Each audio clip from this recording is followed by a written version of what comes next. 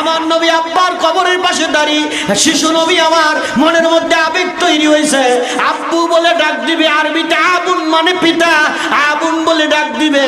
আল্লাহ নবী মনে মনে ভাবতেছে এই জায়গায় মাটির নিচে আমার বাবা ঘুমিয়ে আছে আব্দুল্লাহ, আমি ডাক দিলে মনে হয় আব্বা উঠে আসবে, আমারে কোলে জড়ায় নিবে।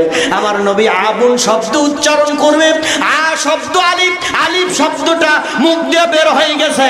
আল্লাহ বলে জিবরিল যা 600 নূরের পাখা নিয়া দৌড়া তাড়াতাড়ি আমার হাবিবুল্লাহ নবী যাকে সৃষ্টি না করলে জিবরাইল তোমাকে সৃষ্টি করতাম না, জান্নাত জাহান্নাম লৌহ কলম আরশ আজিম কোনো কিছু তৈরি করতাম না। ওরে জিবরিল আমার শিশু নবী মুহাম্মদ আব্বার কবরের পাশে দাঁড়ায় কান্দে, আমার আরশে আজিম কম্পন শুরু হয়ে গেছে।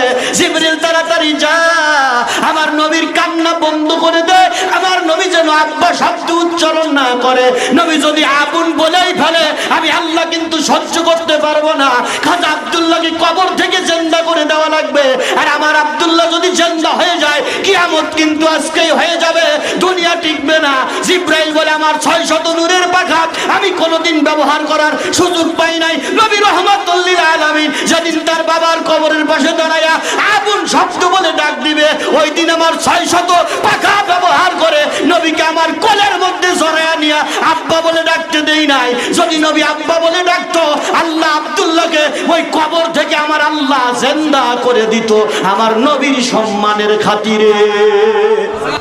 ক্বালা আদম আলাইহিস সালাতু ওয়াস সালাম, আল্লাহর পয়গম্বর হযরত আদম আলাইহিস সালাম বলেন আমাকে তৈরি করার পরে যখন আমার মধ্যে রূহ দেওয়া হলো, রূহ দেওয়ার পরে রূহ যখন আমার মধ্যে ফুৎকার করা হলো, রূহ দেওয়ার পরে আমি রাসাহু আমি আসমানের দিকে তাকাইলাম।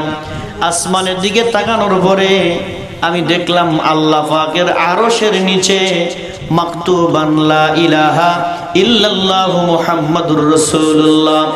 আল্লাহ পাকের আরশের নিচে খুঁটির সাথে লেখা আছে লা ইলাহা ইল্লাল্লাহু মুহাম্মাদুর রাসূলুল্লাহ সাল্লাল্লাহু আলাইহি ওয়াসাল্লাম। এই দেখার পরে আদম আলাইহিস সালাম আল্লাহর কাছে বলতেছেন গাফারতুলি বিহাক্কে মুহাম্মাদিন সাল্লাল্লাহু আলাইহি ওয়াসাল্লাম, গাফারতু মাফ করে দাও। ওয়াহিদ মুতাকাল্লিমের সিগা আল্লাহ আমাকে মাফ করো, গাফারতুলি মাফ করো আমাকে বিহাক্কে মুহাম্মাদিন সাল্লাল্লাহু আলাইহি সাল্লাম, মুহাম্মদ সাল্লাল্লাহু আলাইহি সাল্লামের ওসিলায় আল্লাহ আমাকে মাফ করে দাও। আল্লাহ মুহাম্মদ সাল্লাল্লাহু আলাইহি সাল্লামের ওসিলায় আমাকে মাফ করে দাও। আর আমরা মোনাজাতের মধ্যে বলি বিহাক্কে লা ইলাহা ইল্লাল্লাহু মুহাম্মাদুর রাসূলুল্লাহ, আল্লাহ এই কলেমার ওসিলায় আমাদের মাফ করে দাও। আমার দেশের কিছু আলেম নামীয় জালেম যারা পড়তে চায় না, যেখানে আদম আলাইহিস সালাম বলেন গাফারতুলি বিহাক্কি মুহাম্মাদিন, আল্লাহ তুমি আমাকে মাফ করে দাও মুহাম্মদ সাল্লাল্লাহু আলাইহি ওয়াসাল্লামের ওসিলায়। আল্লাহ বলে ক্বালাল্লাহু তাআলা মান আরাফতা, আদম তুমি তাকে কেমনে চিনলা? ক্বালা আদম আলাইহিস সালাতু ওয়াস সালাম, আদম আলাইহিস সালাম বলেন তুমি আমাকে তৈরি করার পরে রূহ যখন আত্মা আমার মধ্যে দিলে রাসাহু আমি আমার মাথা তুলে তাকিয়ে দেখি তোমার আরশের খুঁটির সাথে লেখা মাকতুবান লা ইলাহা ইল্লাল্লাহু মুহাম্মাদুর রাসূলুল্লাহ। আল্লাহ ওই দিন আমি জেনেছি গোটা কায়নাতের ভিতরে মুহাম্মদ সাল্লাল্লাহু আলাইহি ওয়াসাল্লাম তোমার কাছে সবচাইতে প্রিয়। আল্লাহ ওই দিন আমি বুঝতে পেরেছি মুহাম্মদ সাল্লাল্লাহু আলাইহি ওয়াসাল্লাম তোমার কাছে সবচাইতে প্রিয়। আল্লাহ বলে আদম সাদ্দাকতা ইয়া আদম, আদম তুমি সত্যই বলেছ। যদি মুহাম্মদ সাল্লাল্লাহু আলাইহি ওয়াসাল্লামকে তৈরি না করতাম আদম আমি আল্লাহ তোমাকে তৈরি করতাম না। আল্লাহ রাব্বুল আলামিন সূরাতুল ইউনূসের মধ্যে বলতেছেন কুল বিফাদলিল্লাহি ওয়া বিরহমাতিহি ফাবিযালিকা ফালইফরাহু হুয়া খায়রুম মিম্মা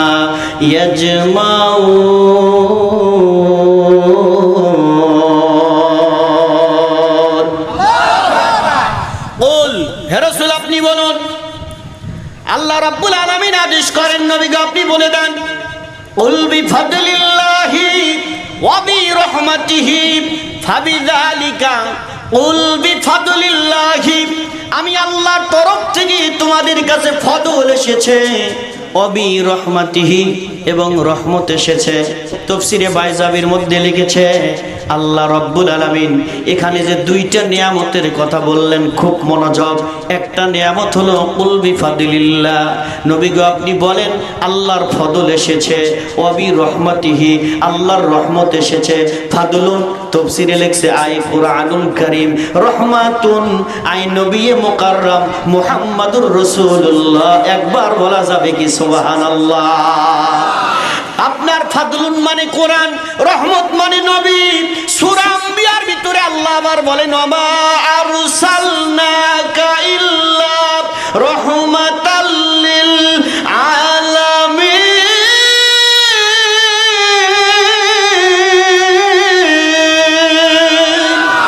তাফসীর হলো চার প্রকার। আত-তাফসীরু কুরআনু বিল কুরআন, কোরআন দিয়ে কোরআনের তাফসীর। আর দ্বিতীয় নম্বর তাফসীর হলো আত-তাফসীরু হাদিস বিল কুরআন, হাদিস দিয়া কোরআনের তাফসীর। তারপরে উলামায়ে কেরামের তাফসীর। আমার বন্ধুরা, চার প্রকার তাফসীরের মধ্যে আউয়ালুহা, প্রথম প্রকারের তাফসীর হলো কোরআন দিয়ে কোরআনের তাফসীর করা। আল্লাহ রাব্বুল আলামিন বলেন কুল বিফাদিলিল্লাহি ওয়া বিরহমাতিহি, ফাদলুন আই কুরআনুল কারীম, রহমাতুর মানে রাসূলে পাক। এই রহমতের তাফসীর করতে যায়া সূরা ইউনূসের ব্যাখ্যায় আল্লাহ সূরা আম্বিয়ার মধ্যে বলে ওয়ামা আরসালনাকা ইল্লা রাহমাতাল লিল আলামিন। ওয়ামা আরসালনাকা, গ্রামার কি বলে? ওয়ামা আরসালনাকা, আমি কি আপনাকে প্রেরণ করি নাই, আমি আপনাকে প্রেরণ করি নাই। ইল্লা হরফে মুস্তাসনা, আগের না কে আবার হা করার জন্য এসে বলতেছে তবে হ্যাঁ প্রেরণ করেছি রহমাতাল লিল আলামিন। আলহামদুলিল্লাহ রাব্বিল আলামিন, এখানে যে আলামিন রহমাতাল লিল আলামিন, একই আলামিন। আল্লাহ বলে আমি যত জায়গার মালিক, সব জায়গার রহমত তুমি রাসূল। আল্লাহ বলেন লা তুমিনুন্না বিহি, আমার এই রাসূল তোমাদের কাছে যখন যাবে তোমরা সব নবীরা মিলে আমার নবীর উপরে ঈমান আনো। মারহাবা কর, কথাটা গুরুত্বটা বুঝবেন। আমরা কেমন নবীর উম্মত, সাবজেক্ট কিন্তু আমার একটাই, আমরা কেমন নবীর উম্মত। খুশি কেন হবেন না নবীর উম্মত হওয়ার পরে? কেন আল্লাহর শুকরিয়া আদায় করবেন না? কেন আল্লাহর নিয়ামত বর্ণনা করবেন না? আল্লাহ বলে সব নবীদের বলতেছে লা তুমিনুন্না বিহি, তোমরা সবাই আমার রাসূলের উপর ঈমান আনো। আর কি করো? ওয়ালা তানসুরুন্না, যদি কোনোদিন আমার নবীর সাক্ষাৎ মেলে, তোমরা নবী থাকতে যদি আমার নবীর আগমন ঘটে, তোমার নবীগিরি বাতিল হয়ে যাবে। তুমি নবীয়তি বন্ধ করে দিয়ে আমার রাসূলুল্লাহর খাদেম নিজেরে বানাইবা। গুরুত্বটা বুঝছেন? সব নবীদের বলতেছে আমার নবীর উপরে ঈমান আনো। আর কি করো? ওয়ালা তানসুরুন্না, আবার নবীর সহযোগী করবা। এই ব্যাপারে একটা কথা লিখছে যে তারা সহযোগিতা, সব নবী আমার নবীর সহযোগিতা করছে। কেমনে? আদম নবী এসে বলে একজন নবী আসবে, নাম হবে তার আহম্মদ। শীষ পয়গম্বর বলে একজন নবী আসবে, নাম হবে তার আহম্মদ। সব নবী বলে গেছে একজন নবী আসবে, একজন নবী আসবে। এই ওয়াদা আমার আল্লাহ রোজে আজলে সব নবীদের নিয়ে করাইছে। বলো আমার নবীর উপরে ঈমান আনলে কিনা তাকে সাহায্য করবে কিনা? বলো। সব নবী বলল কলু আকরারনা, আল্লাহ আমরা ঈমান আনলাম, ওয়াদা দিলাম আপনার নবীর সহযোগিতা করব।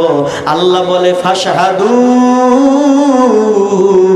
ওয়া আনা মাআকুম মিনাশ শাহিদিন। আল্লাহু আকবার।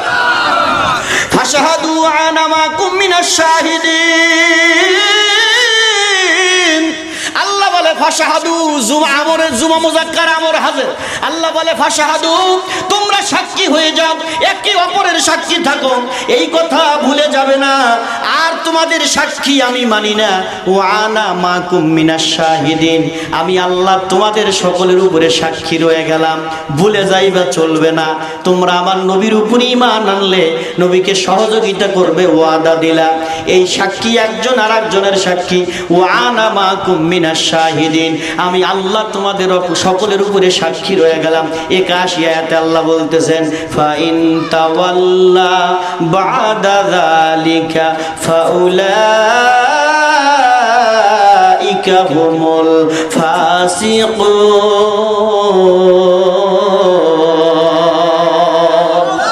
আল্লাহ রাব্বুল আলামিন বলেন ফাইন তাওয়াল্লা, তাওয়াল্লুন মানে ফিরে আসা, ফাইন তাওয়াল্লা বাদা যালিকা, এই ওয়াদার এই ঈমান থেকে যদি ফিরে আসো, ফাউলাইকা হুমুল ফাসিকুন আই কাফিরুন।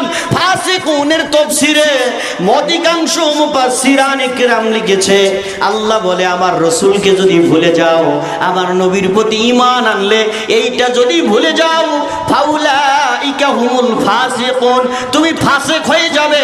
ফাসিকুনের তাফসীরে লিখছে আই কাফিরুন, তুমি কাফের হয়ে যাবে। অন্য নবী যদি আমার রাসূলকে ভুলে গেলে কাফের হয়, আজকে আমার দেশের কিছু মানুষ আমরা আছে যারা রাসূলুল্লাহকে বুঝাইতে চায় আমাদের মতো, এদের ঈমানদার বলা যাবে কি? বুখারীর উস্তাদ এই মুসনাদে আব্দুর রাজ্জাকের হাদিস বুখারীর মর্যাদা রাখে। এই হাদিসের কিতাবের মধ্যে আসছে, উনি বলেন রাআত ফিল মানাম, আমি স্বপ্নের মধ্যে দেখি বাদনিহি নূর, আমার পেটের মধ্যে নূর দেখতে পাই। আর কি, এই নূরের আলোতে আমি তাকাইতে পারি না, চোখ জ্বলসে যায়। এই নূরের আলোতে মাশরিকিহা ওয়াল মাগরিবিহা, পশ্চিম থেকে পূর্ব, শিমাল থেকে জুনুব, আমার পেটের নূরের আলোতে আলোকিত হয়ে যায়। আমি এত এই নূরের এত আলো, এমনকি সেই আপনার ইয়েমেন দেশে সম্রাট কায়সারের যে বিল্ডিং রাজপ্রাসাদ, আমি সেটাও আমার বেটার পেটের নূরের আলোতে সেই রাজপ্রাসাদও দেখতে পাই। আমি আমার নূরের আলোতে দেখতে পারি সেই সম্রাট কায়সারের বিল্ডিং। আমার সেই সন্তান পৃথিবীতে আসবে, কি আনন্দ।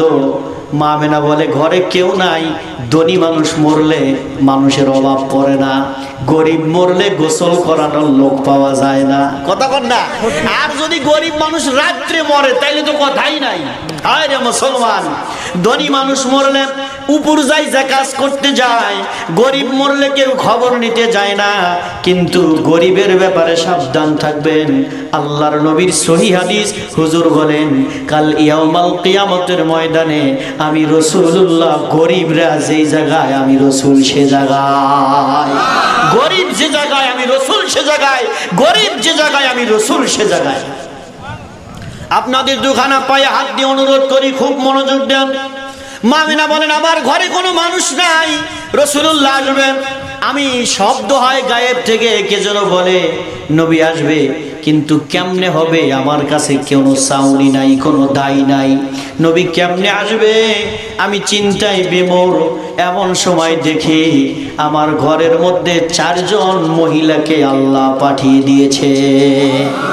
কিতাব নোট করেন, রেকর্ড করেন, ভিডিও করেন, লিখে নিয়ে যান। কিতাবের নাম নূরে মুজাসসাম মুহাম্মদুর রাসূলুল্লাহ, বাংলাদেশ ইসলামিক ফাউন্ডেশন থেকে প্রকাশিত। এই কিতাবের মধ্যে লেখে আপনার মা আমেনা দেখতেছে তার ঘরের মধ্যে 4 জন মহিলা। প্রথম নাম্বার হযরত আম্মা হাওয়া আলাইহিস সালাম, আর হলো হযরত ইসমাঈলের আম্মা হযরতে মা সারা আলাইহিস সালাম, আর হযরতে মুসা নবীর মা, মা পালক মা হযরত আসিয়া, আর হলো হযরতে মা মরিয়ম ঈসা রাসূলুল্লাহর মা।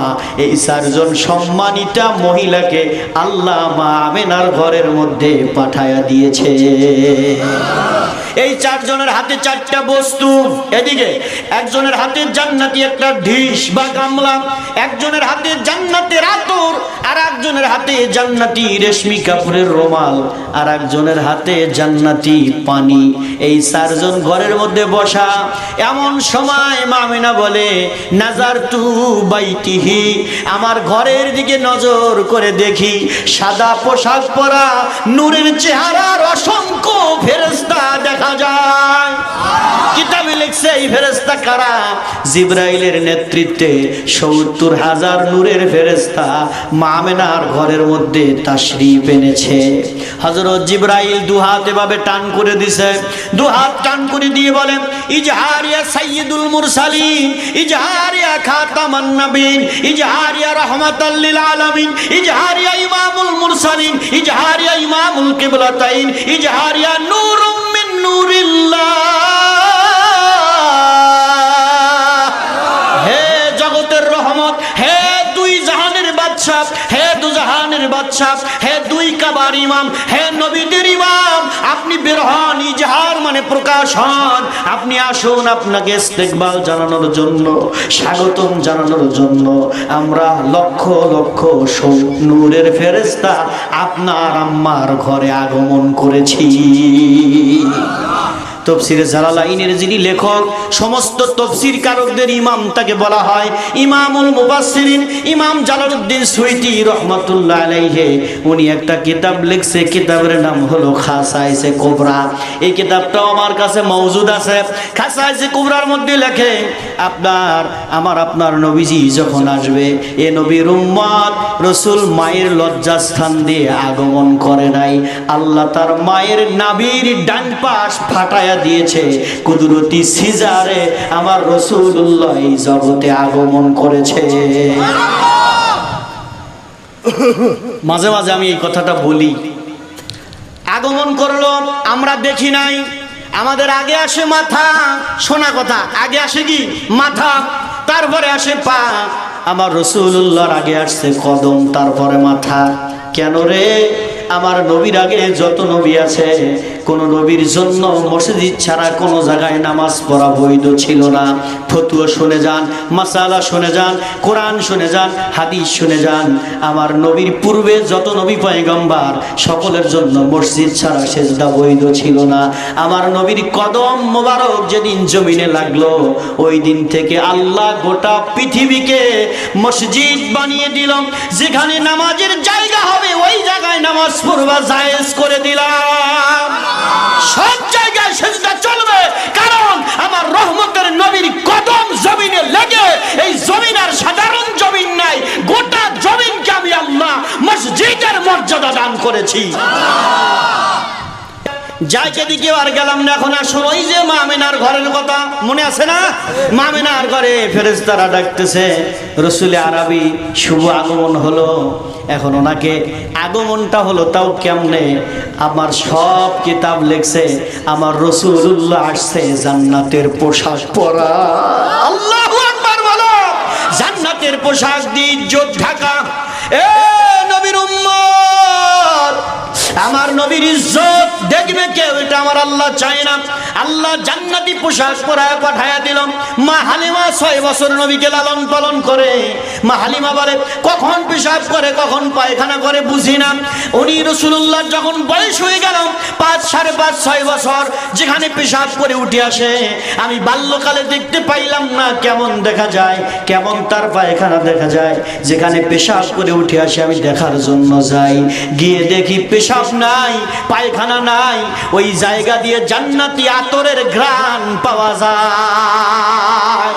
ওই জায়গা দিয়ে জান্নাতি আতরের ঘ্রাণ পাওয়া যায়। আমি দেখি পেশাব নাই, পায়খানা নাই। নবীর উম্মতরা খুব মনোযোগ লাগান। সেই নবী আমার আসলো, ওই জান্নাতি গামলার মধ্যে তাকে গোসল করানো হলো, নূরের পানি দিয়ে গোসল করিয়ে জান্নাতি আতর মাখানো হলো। জান্নাতি পোশাক পরা নবী জান্নাতি আতর মাখায়া জান্নাতি কাপড় দিয়ে জড়িয়ে নিয়ে আমার রাসূলুল্লাহকে নূরের পালকিতে চড়ানো হলো। নূরের পালকিতে চড়িয়ে নূরের ফেরেশতারা তাকবীর দিতে দিতে যেমন বরকে সম্বোধন করে নিয়ে যায়। আগে বিয়া গান লাগতো রিশান দিয়া, কথা কয় না রে, এখন তো ওইগুলো সালফাল বুঝবে কিনা জানি না।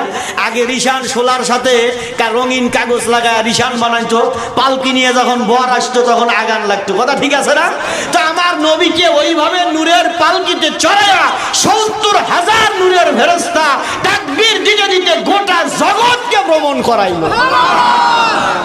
ভ্রমণ করানোর পরে মা আমিনার আল্লাহ রাসূল ৪ জন মহিলার দুধ পান করেন। এই মা আমিনার ঘরে ফেরত দেওয়া হলো। এই দাসী সুয়াইবার কথা বুখারীর মধ্যে হাদিসটার নাম্বার ভুলে গেলাম। দাসী সুয়াইবার কথা বুখারীর মধ্যে আছে। নবীর চাচা আবু তালেব কথা, এই হাদিসটা একটু পরে আসবো। আমার নবী জন্মগ্রহণ করলো, ভাঙা ঘর, জীর্ণ ঘর, খেলাধুলা।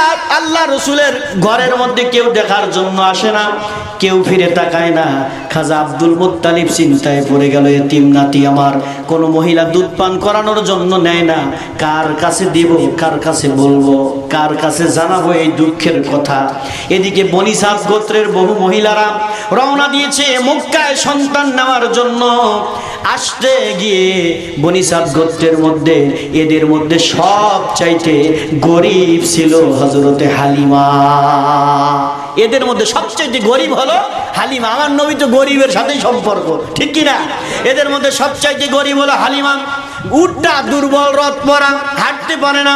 কিছু দূরে যাওয়ার পরে হালিমা চিন্তা করলো, এই মরুভূমির দীর্ঘ রাস্তা কেমনে পাড়ি দিব, ফিরে চলে যাই, যাব না, আমি কোনো সন্তান লালন পালন করতে চাই না।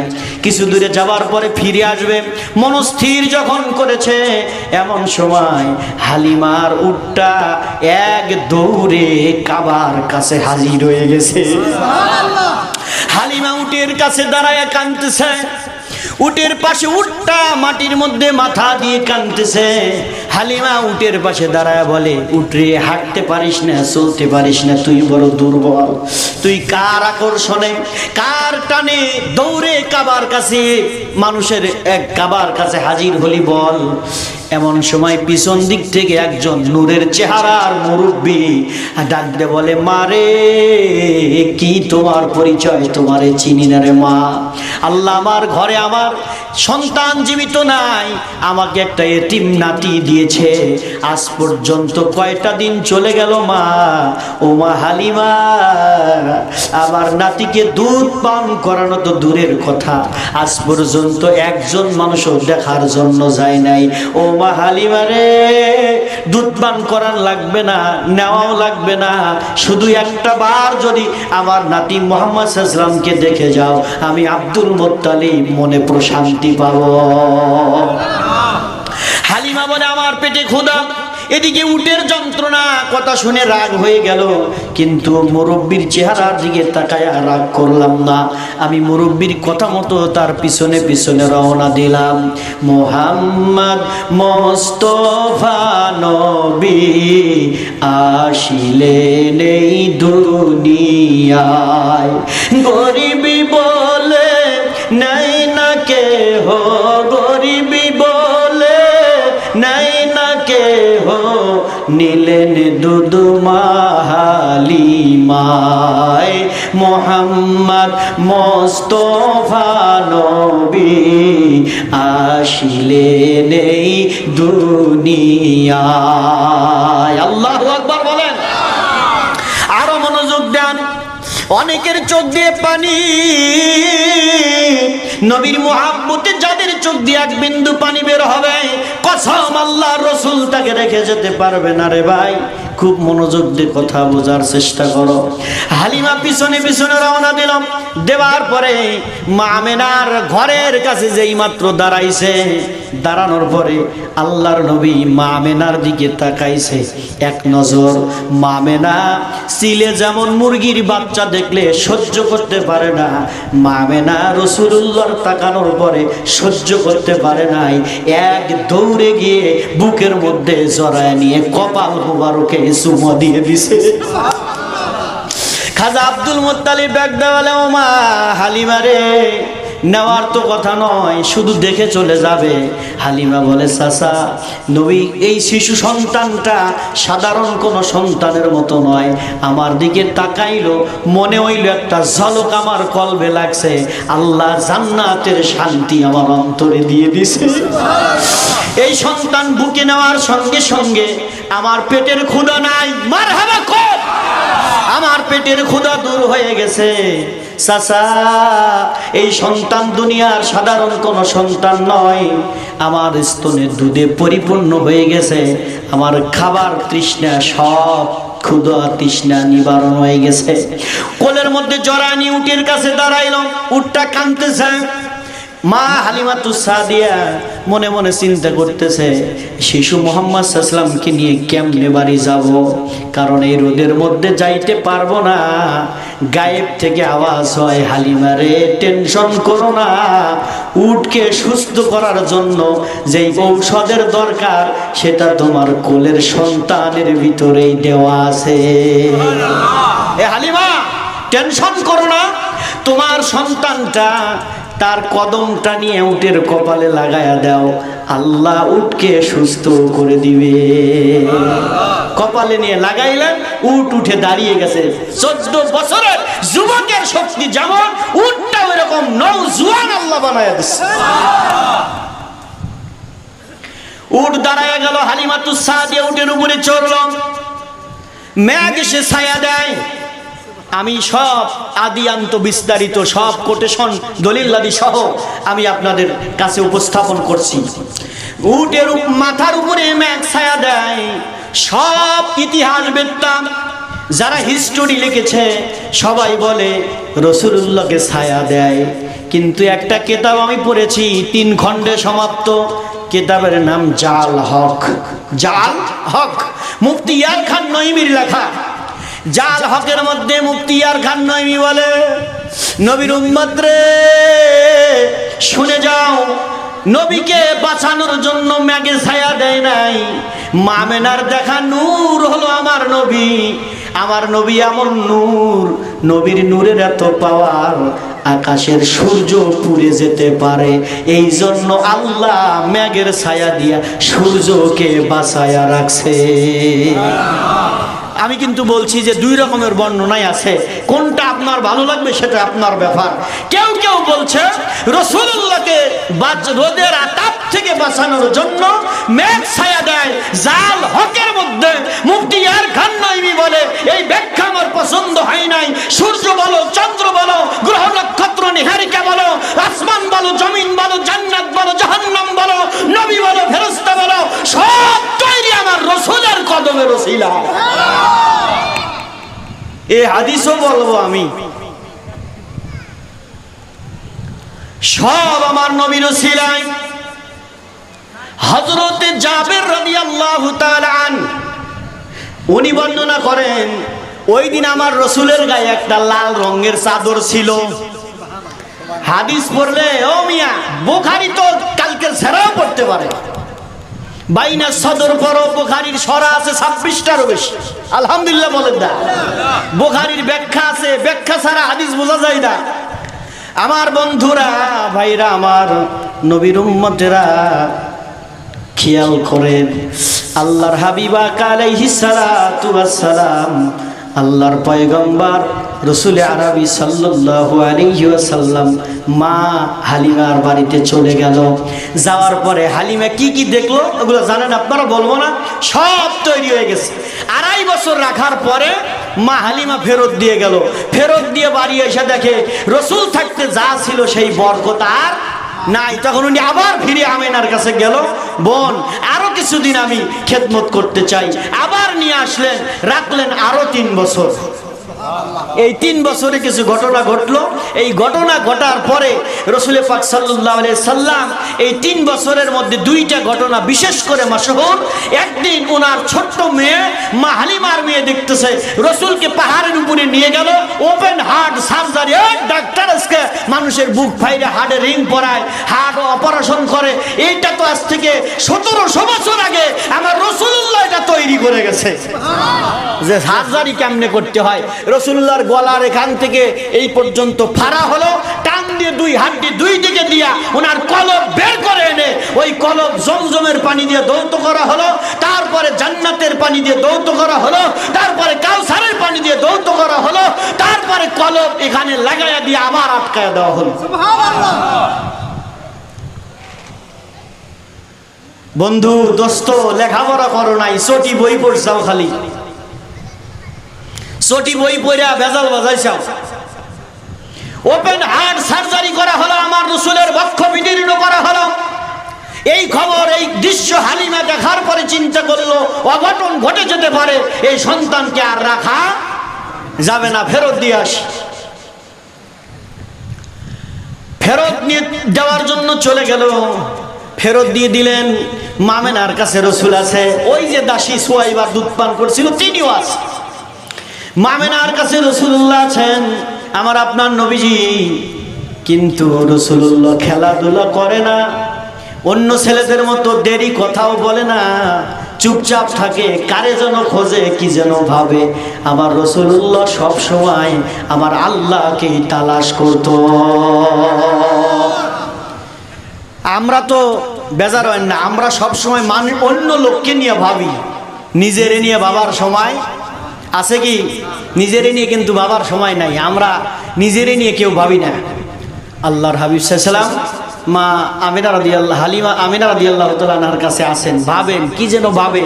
মা আমিনা বলে, আমি আশ্চর্য হয়ে যাই, রাসূলুল্লাহ কথাও কম বলে, খাবারও পরিমিত খায়, তারপরেও সে কথাবার্তা মানে অন্য ছেলেদের সাথে মেশামেশি, খেলাধুলা খুব কম। উনি আলাদা, আল্লাহ তৈরি করছে তো নাকি আলাদা করবে, ওনার সাথে তো কারো তুলনা হবে না।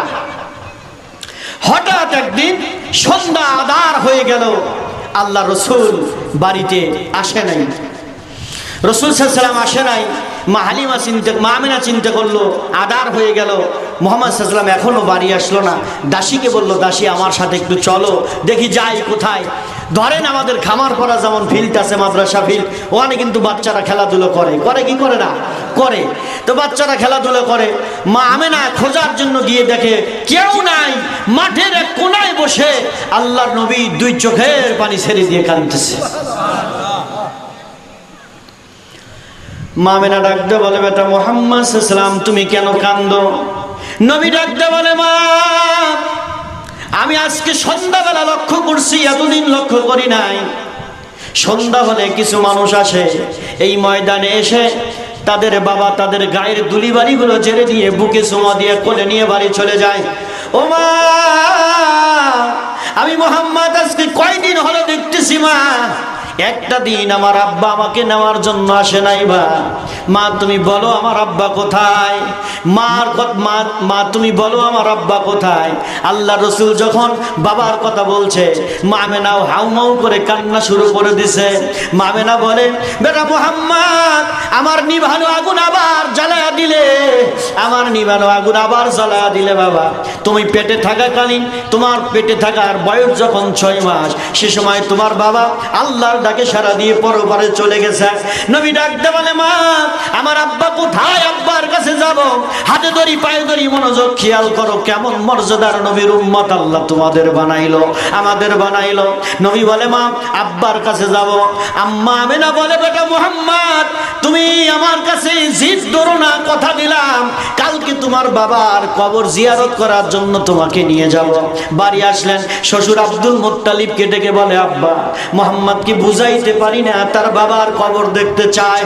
আপনার আব্দুল মুত্তালিব বিদায় দিল, পরদিন দাসীকে সঙ্গে করে নিয়ে চলে গেল মদিনায় খাজা আব্দুল্লাহর কবরের কাছে। খাজা আব্দুল্লাহর কবরের কাছে যাওয়ার পরে জিকরে জামিল কিতাবের মধ্যে আল্লামা শফি ওখারবি রহমাতুল্লাহ আলাইহি সুন্দর করে লিখেছে, এই কিতাব যেদিন আমি পড়ি আমার জীবনের শ্রেষ্ঠ কান্না সেই দিন, চোখের পানি ধরে রাখতে পারি নাই। আমার নবী আব্বার কবরের পাশে দাঁড়িয়ে, শিশু নবী আমার মনের মধ্যে আবেগ তৈরি হয়েছে। আব্বু বলে ডাক দিবে, আরবিতে আবুন মানে পিতা, আবুন বলে ডাক দিবে। আল্লাহ নবী মনে মনে ভাবতেছে, এই জায়গায় মাটির নিচে আমার বাবা ঘুমিয়ে আছে আব্দুল্লাহ, আমি ডাক দিলে মনে হয় আব্বা উঠে আসবে, আমারে কোলে জড়ায়া নিবে। আমার নবী আবুন শব্দ উচ্চারণ করবে, আ শব্দ আলিফ, আলিফ শব্দটা মুখ দিয়ে বের হয়ে গেছে। আল্লাহ বলে, জিবরিল যা 600 নূরের পাখা নিয়া দৌড়া তাড়াতাড়ি আমার হাবিবুল্লাহ নবী যাকে সৃষ্টি না করলে জিবরাইল তোমাকে সৃষ্টি করতাম না, জান্নাত জাহান্নাম লৌহ কলম আরশ আজিম কোনো কিছু তৈরি করতাম না। ওরে জিবরিল আমার শিশু নবী মুহাম্মদ আব্বার কবরের পাশে দাঁড়ায় কান্দে, আমার আরশে আজিম কম্পন শুরু হয়ে গেছে। জিবরিল তাড়াতাড়ি যা আমার নবীর কান্না বন্ধ করে দে, আমার নবী যেন আব্বা শব্দ উচ্চারণ না করে। নবী যদি আগুন বলেই ফেলে আমি আল্লাহ কিন্তু সহ্য করতে পারবো না। খাজা আব্দুল্লাহকে কবর থেকে জিন্দা করে দেওয়া লাগবে, আর আমার আব্দুল্লাহ যদি জিন্দা হয়ে যায় কিয়ামত কিন্তু আজকেই হয়ে যাবে, দুনিয়া টিকবে না। জিবরাইল বলে আমার 600 নূরের পাখা আমি কোনোদিন ব্যবহার করার সুযোগ পাই নাই। নবী রহমাতুল লিল আলামিন যেদিন তার বাবার কবরের পাশে দাঁড়ায়া আগুন শব্দ বলে ডাক দিবে, ওই দিন আমার 600 পাখা ব্যবহার করে নবীকে আমার কোলের মধ্যে জড়ায়া নিয়া আব্বা বলে ডাকতে দেই নাই। যদি নবী আব্বা বলে ডাকতো আল্লাহ আব্দুল্লাহকে ওই কবর থেকে আমার আল্লাহ জিন্দা করে দিত আমার নবীর সম্মানের খাতিরে। নারায়ে রিসালাত ইয়া রাসূলুল্লাহ, আহলে সুন্নাত ওয়াল জামাত, পবিত্র ঈদে মিলাদুন নবী জিন্দাবাদ। বুঝেন কোন রাসূলের উম্মত আল্লাহ এমনি বলেন নাই ফালিয়াফরাহু হুয়া খায়রুম মিম্মা ইয়াজমাউন। নবীকে পাইয়া বেজার হইও না, শয়তানের ভাব ধইরো না, নবীর মিলাদ শুনলে গাল জ্বলায়ও না, নবীর মিলাদ